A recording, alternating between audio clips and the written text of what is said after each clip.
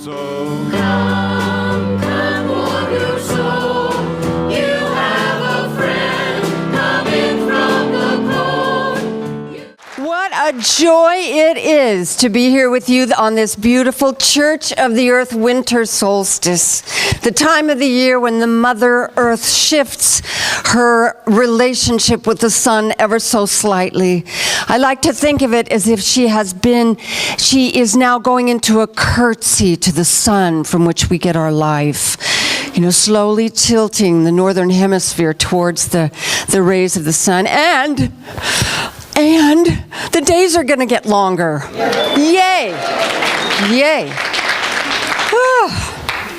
Well, our topic for today is the number 10 value that we collectively chose as a community over the last few months. And it is the value of compassion. Compassion is something that's been very, very prominent in all of the major religions. Jesus taught it. Buddha taught compassion. It's one of the pillars of the Islamic religion. So it's something that we all know about, we've all been taught about. I sometimes question how much we practice compassion in our current culture, which is why I'm so glad that it's our topic for today. But as we've done with the other 9, I want to hear from you. You are the ones who chose compassion as one of our values. So I want to hear from you. What does it mean to have compassion individually and as community? Why is it important? And why is it hard? So let's see those hands popping up as we share. Oh, let's go back here to Lisa. I think compassion means seeing what is passionate in the other person beneath the exterior that they have or the persona that they're presenting, and really seeing what they feel passionate about. Oh, so not just suffering, but passion. Very good. Come on now. Come on now. Oh, Kathy. Compassion to me at this moment means to accept everyone and everything, much like we do in this center, and that all paths lead to God, and God is everywhere in everyone. And why it's so hard for me is because I'm not compassionate with myself.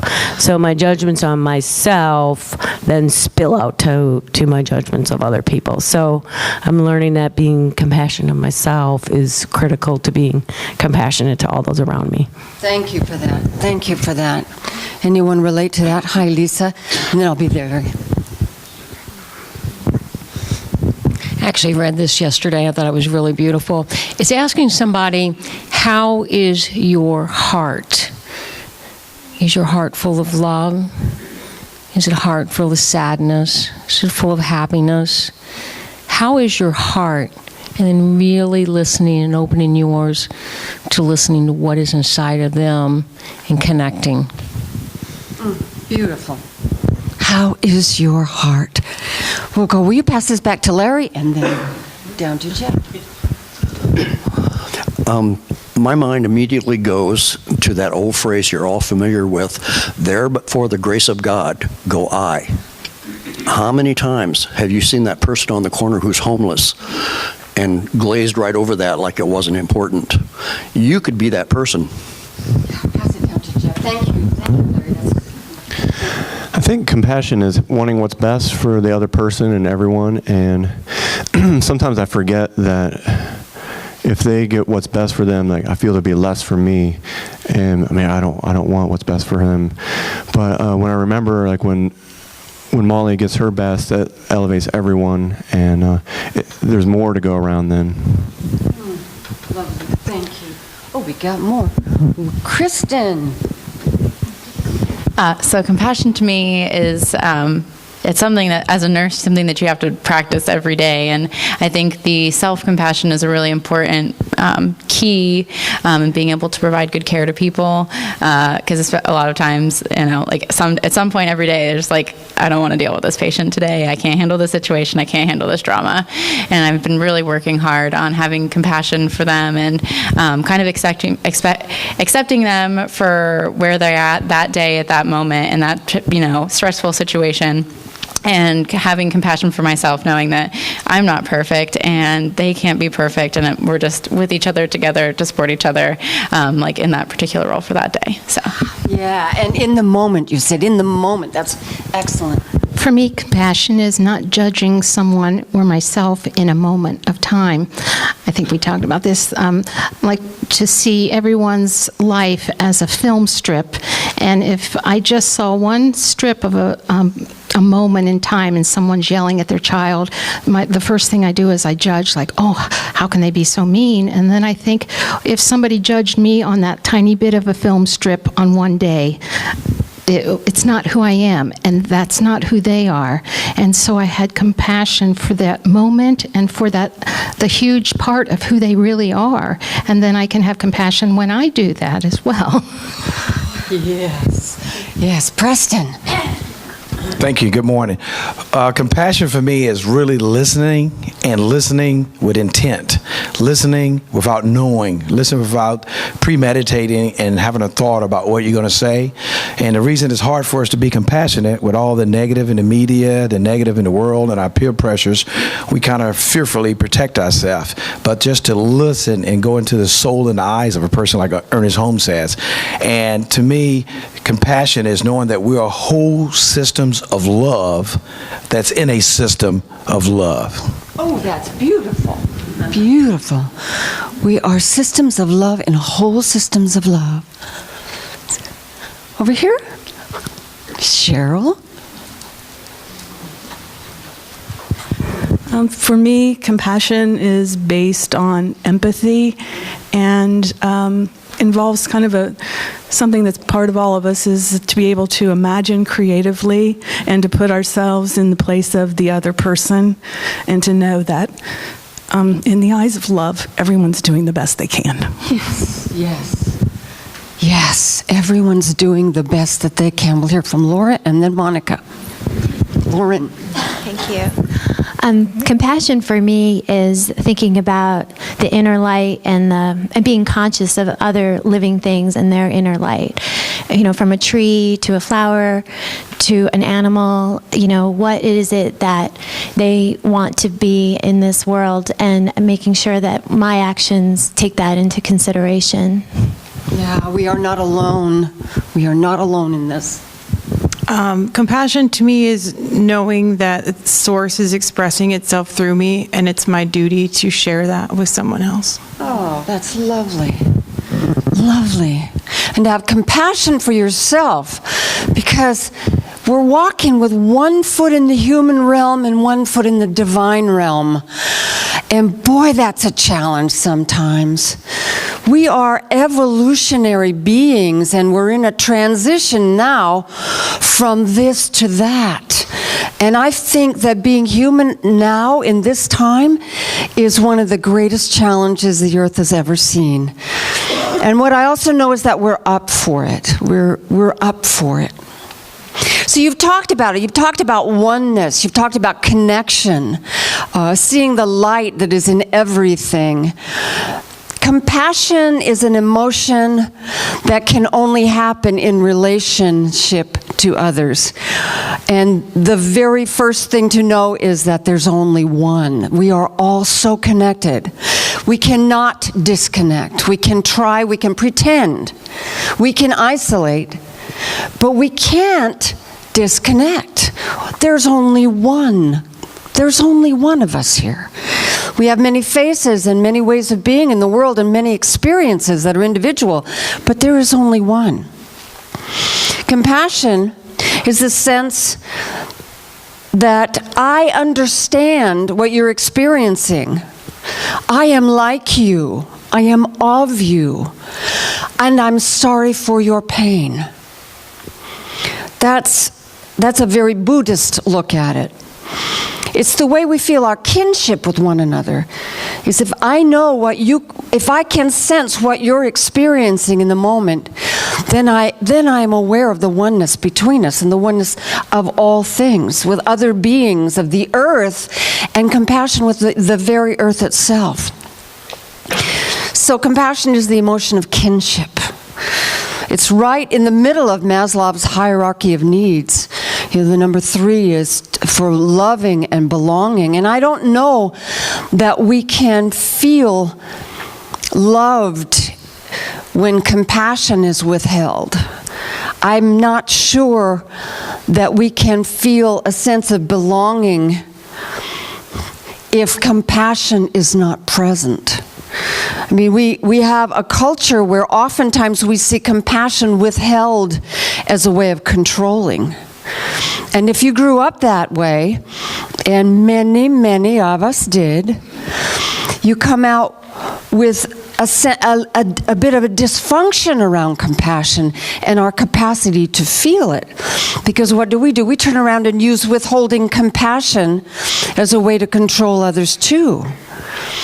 So compassion is then reestablishing that free flow of, I am like you. I am of this earth too. I know what you might be. I have a sense of what you might be feeling, and I'm sorry for your pain. Wow. It's an important word, but yet it frightens us sometimes. I mean, I was not taught about compassion in my family. I was taught pity, which is somewhat like compassion, except that it's more like, I am not like you, and I'm sorry for your pain. It's a disconnect point, and it turns into a whole different animal than a compassionate response might be.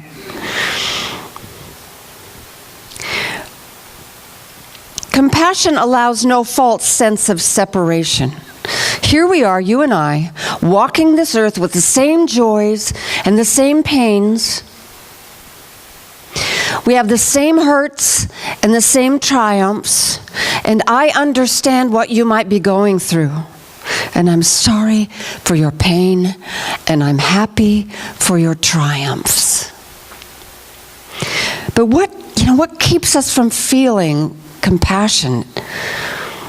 Well, where do we begin? Compassion takes mindfulness, and mindfulness takes practice, and practice takes time. We've all experienced this idea of time flying by. It's going by faster and faster and faster for me every minute. We've created such a busy world that we hardly have time to breathe deeply, let alone mindfully contemplate the triumphs and pains of others. I had, as Spirit does for me so often when I have a big topic to talk about, I get an experience of it. And I had that experience this week. A friend of mine lost a loved one. And I heard about it. I knew about it. And I was so busy that I just let it go in one ear and out the other. And it hurt this person very badly. And as I sat with this going, I felt all the feelings that we go through, the guilt that comes up when you've disappointed someone. And I finally arrived at good guilt. There is good guilt. And the good guilt says, I don't want to be like that. I don't want to do that to people. I'm recommitting myself to being there for my friends and people that I love and care about. Whereas bad guilt would say, I'm a terrible person. But I know that's not true. That again comes from the idea of having compassion withheld. We grow up thinking, I'm bad because I did that. I'm terrible. I'm not worthy. When in fact, I have simply made a mistake, and what a glorious lesson to relearn. It's humbling. Good guilt is humbling when you really take it in and say, I'm changing my life from that experience. So that was my experience with having my heart broken open again. You know, one of the lyrics from the song that the choir sang at the beginning is, my solstice wish for Mother Earth is that every heart should break, lie fallow for a season, and in the springtime wake. And the first time we did it, one of the choir members came up to me and said, why would you wish that? Why would you wish that every heart would break? And you know, my intention was break open, to get rid of this crust that many of us have formed over these very tender hearts of ours that says, I'm afraid of you. I'm afraid you will hurt me. Or I'm afraid of that emotion that will come up. What keeps us from being compassionate? Fear. Fear of this emotion that feels so uncomfortable. And why is it uncomfortable? It's because we've associated it with having compassion withheld. We associate it with something other than a simple feeling that tells us, I am of the same source as you. I have the same tender heart as you. I have a sense of what you're feeling. I love you. And I'm sorry for your pain. And I celebrate your joy. That's compassion. That's what compassion is to me. And what do we do sometimes? We've never learned to deal with these strong emotions. I saw this passage that I wanted to read to you today about this very thing. You know, how do we learn to cope with emotions that sometimes feel like they're going to swamp us, overcome us? This is from Brandon Bays in her book, The Journey. The question of one of the students, what do I do if an intense emotion comes up for me? How do I find the peace in that? She answered, just don't move. Just let yourself be completely present to this emotion. Welcome it. If a negative emotion arises, don't run from it.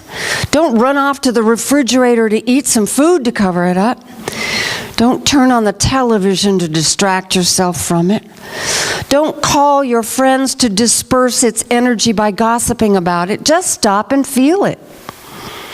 Just let yourself be present to it. You'll find if you don't try to distract yourself from it or push it away, or worse still, dump it on someone. If you stay still, if you stay really present to it, in the very core of that feeling, you will find peace. So when you feel a powerful emotion, just let it be. Don't move. Welcome it. So that's my solstice wish. That our hearts break open, that we sit with all of the stored up emotions that we've been taught not to exhibit, that we've been taught not to feel. Because as we let them up, they dispel and they will never come back to roost.